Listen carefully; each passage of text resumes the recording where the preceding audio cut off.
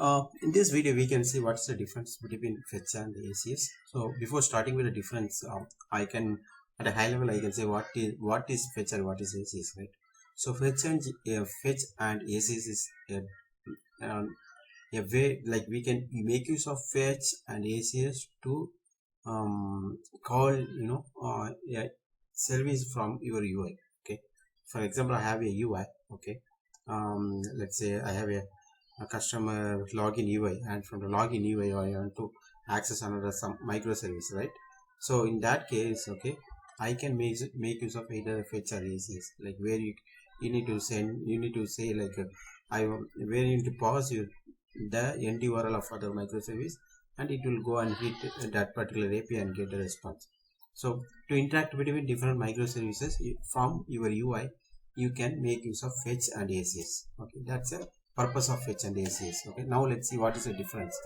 So if you see from the implementation perspective, okay, for fetch, okay, there are two parameters. We need to pass URL, and there are options where we can configure multiple things. Okay, but in case of ACS, everything is part of options. Even the URL is part of options. Okay, also in ACS, everything is there, like the timeout you can do, interceptor it is there, and the progress bar, right?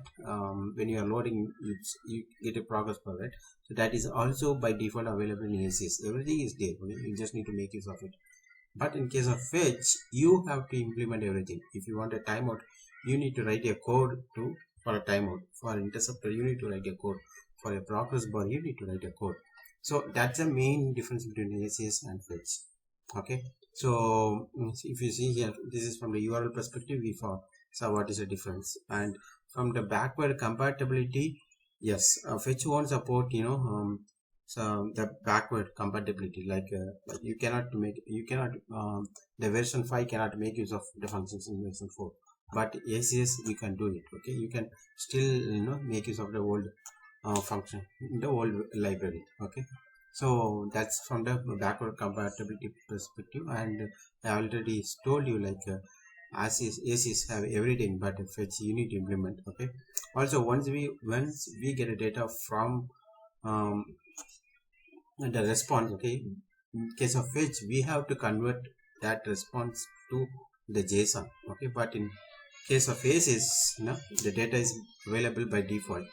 Okay, you just need to take it, but here you have to convert it. So that's a major difference between the fetch and ACS.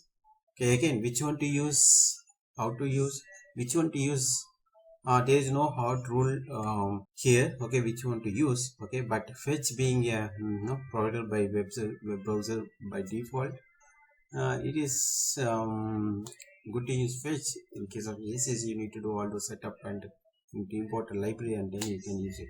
So it's up to you, like whether you want to use something which is provided by a web browser and do your configurations on top of that and make use of it, or you want a library which is already you want to make use of a library which is having all the functions there.